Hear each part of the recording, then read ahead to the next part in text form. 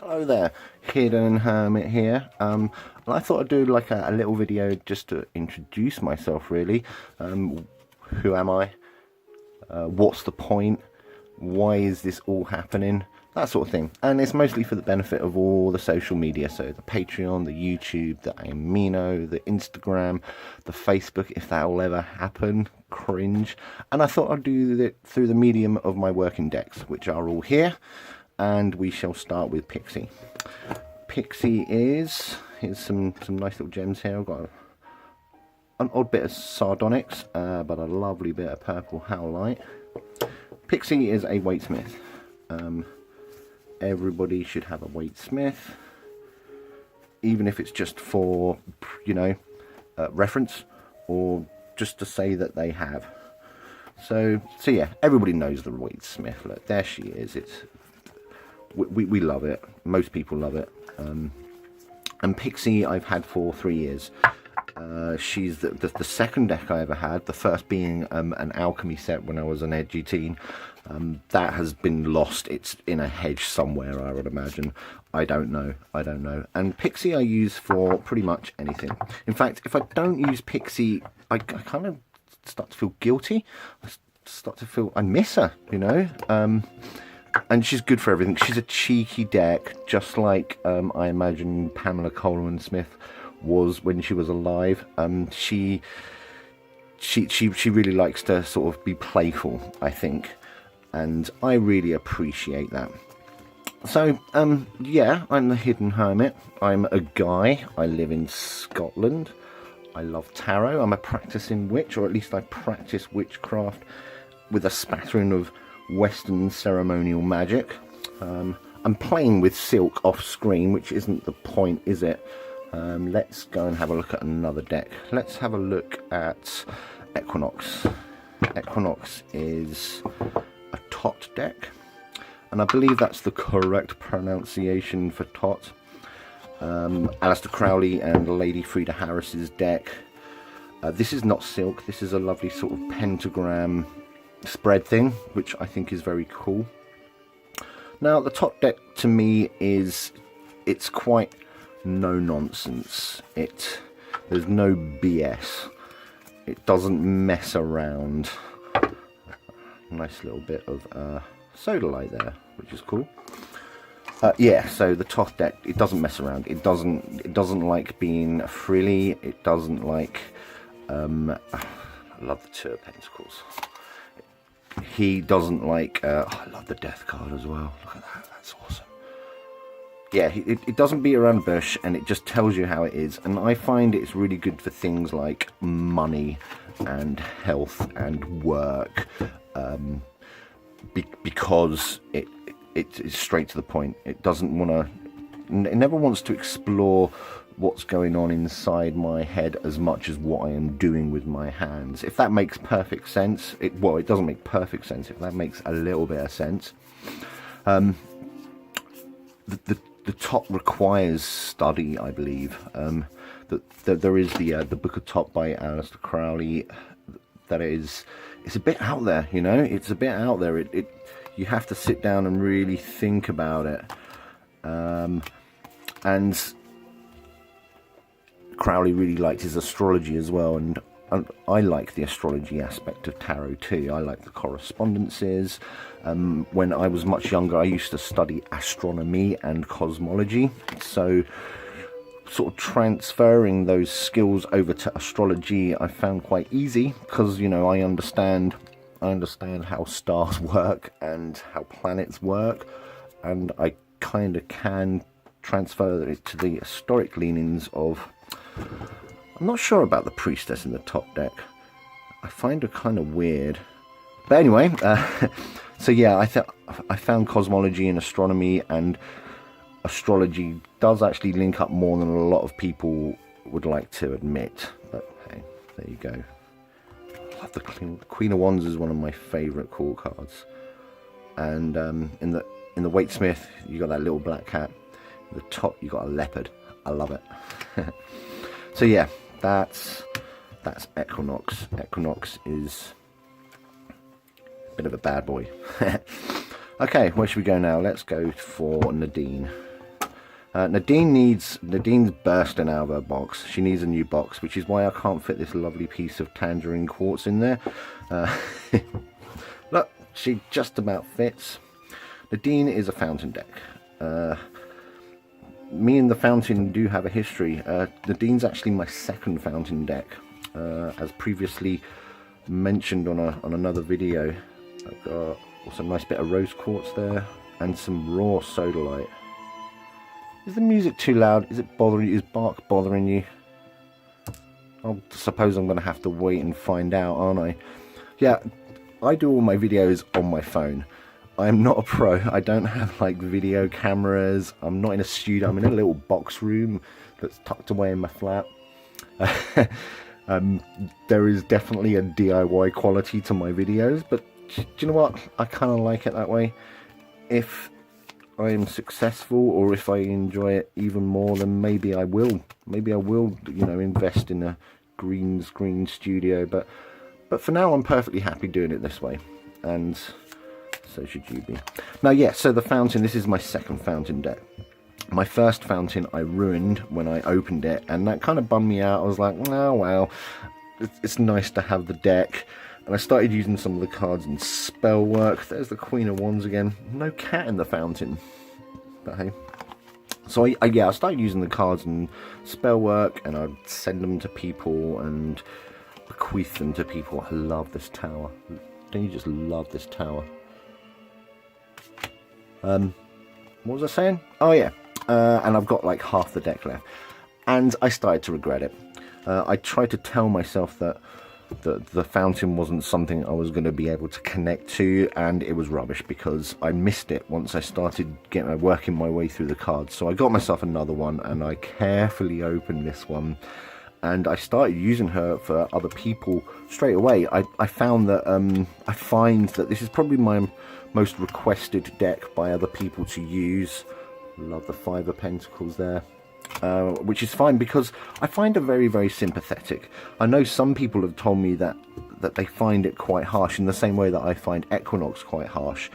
But I don't find that at all. I think she treats me nicely, which I appreciate. Which is why I suggest to people that they use her for relationships and friendships and things like that. Also, Nadine has really helped me to learn how to use my intuition. There is that big debate amongst tarot readers, and let's face it, everybody and their cat has got a tarot shop these days. Why should you come to me? And I've already explained that, you know, I do like the study side of it. I do own a lot of tarot books, and I do feel that a little bit of study is needed to understand the tarot. However, I also think that your intuition is vital. So that whole debate versus, you know, do you use a book versus do you use your intuition? I'm very much right in the middle, on the fence. In fact, the fence is making a big dent in my bum. I think they're both important. And Nadine's really helped me to develop my skills of intuition. I do work with crystals as well. In fact, here's my awesome obsidian shard.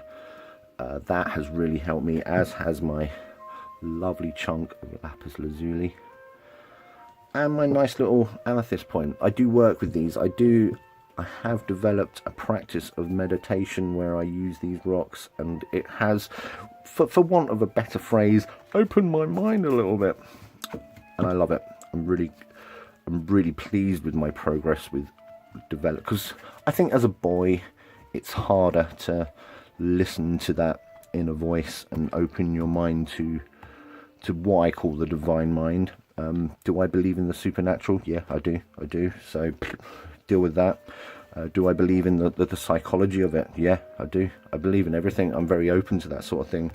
And one of the reasons why I identify with the Hermit is because of his lantern. The Hermit doesn't just mean solitude or cutting yourself off from society. It doesn't just mean that. It can mean that, obviously. I also think that lantern it's the divine mind being channeled through the Hermit helping us with our lives, basically. I'm going to try and find the Hermit in the fountain because I love it. It's such a cool card. It's that image of the guy, looks like he's walking through a wood with a torch. Do you know, he's going to be at the bottom, isn't he? Nope, maybe not. Although I love that Emperor. Love it. So while I look for this Hermit, there he is. There he is. Yeah, and that's one of the many reasons why I identify with the Hermit. Why I am the hidden Hermit. Yeah, the other reason why I'm hidden is witchcraft. The Witch's Pyramid, if you're aware of it, does have the tenet of remaining silent or keeping hidden. So that's why I'm not having to go at all those people who do reveal themselves. I think it's personal choice, isn't it? But it just felt right that I remained obscured, as it were. I'm waffling on and off. Let's put Nadine to one side. And I do like Nadine. She is a lovely, lovely deck. And finally, as you can see, these are my 4 working decks. Finally, this is my Night Sun. And this is the deck that I use on myself the most. She's really good at challenging me. Really calling me out on my nonsense. And I feel I've only used her on other people a handful of times. Not because I don't want to, just because of the way it is, really. Cassandra is her name, and yeah, she calls me out on my nonsense all the time, and she does it really well too. And some of these images are, I mean, this is the 5 of Pentacles, and you know, it baffled me for a long time because it's not the same as the Waite-Smith imagery, which is so popular amongst all the other decks of that sort of poverty. And that's how Cassandra calls me out. It really stretches my understanding and interpretation of the cards, and really tests my intuition as well. It's the perfect mix of that ideal of study and that ideal of intuition, which is why I love this deck so much. Some amazing images. Look, that Baphomet on the Devil. Love it. Yeah, I love the Night Sun so much.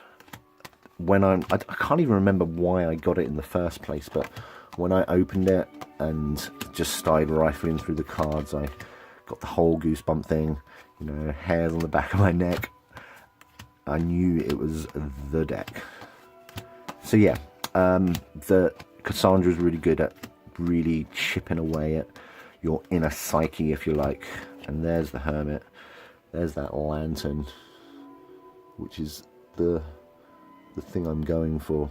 Also, as you can see, most hermits have awesome beards. I also have an awesome beard. And I think that's probably a good enough reason to identify with the Hermit as any other, really.